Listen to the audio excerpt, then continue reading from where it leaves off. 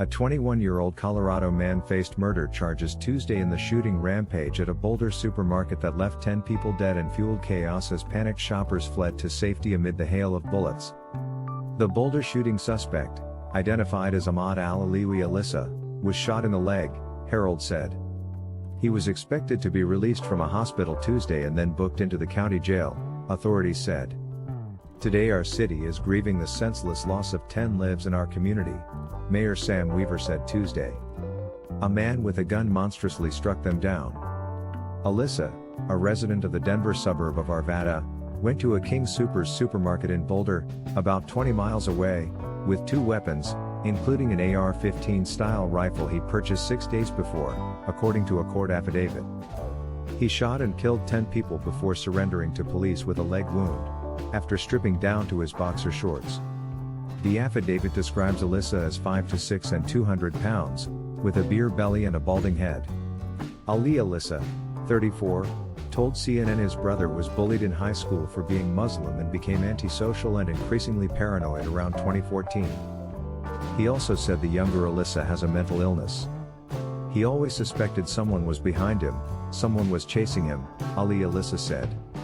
He would say, "Someone is chasing me, someone is investigating me," and we're like, "Come on, man, there's nothing." He was just closing into himself. These are bills that received votes with both Republicans and Democrats in the House. This is not and should not be a partisan issue, Biden said.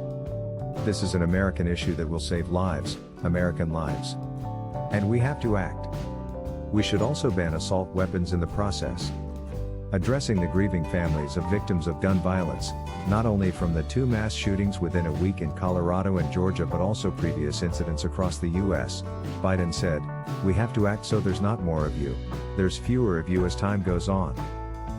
None of the shooting victims survived the attack, police said. The suspect was shot in the leg and taken by ambulance to a local hospital. He was expected to be released later Tuesday to jail.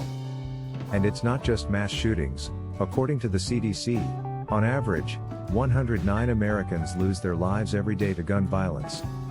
It's long past time to act on this nation's gun violence epidemic, Durbin said. "I was definitely in a life-threatening situation if the shooter came to the kiosk," he said. When it was over, at least 2 friends and co-workers had been killed, he said. Another friend has not answered his phone, and Smith said he does not yet know that friend's fate. "It's definitely been rough," he said. "It's harder than it was yesterday, just thinking about the friends that I lost." By the 3rd shot, he was running to the back of the store. He never saw the gunman or the victims. "What I saw was a terrified face running toward me," he said. "We all ran. I saw a lot of very wide eyes." It remains unclear how the assailant was captured. Police did not disclose the type of weapon or weapons that were used, though Boulder Police Chief Maurice Herold said they did get a call to the station about a possible person with a patrol rifle. Police provided no immediate information on a possible motive for the rampage and were unable to say whether the shooter knew any of his victims or had ties to the store. "I was there at the front of a stampede," he said. Video footage showed some windows of the market blown out. KMGH television news in Colorado reported that as police arrived at the store they, too, came under fire. SWAT teams and armored police vehicles arrived.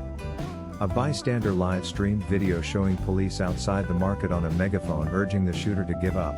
"The entire building is surrounded," announced an officer. "You need to surrender. Come out with your hands up, unarmed." In 2012, a lone gunman opened fire at a movie theater in Aurora, Colorado, during a showing of The Dark Knight Rises. The assailant, who was convicted and sentenced to life in prison, used tear gas and multiple guns as he sealed off doors and terrorized 400 people. 12 died and 58 others suffered gunshot wounds. And in May 2019, 1 student was killed and 8 others injured in an ambush attack at STEM School Highlands Ranch, a charter school located in Douglas County. As in Columbine, the assailants were students. One pleaded guilty and the other is awaiting trial in May 2021.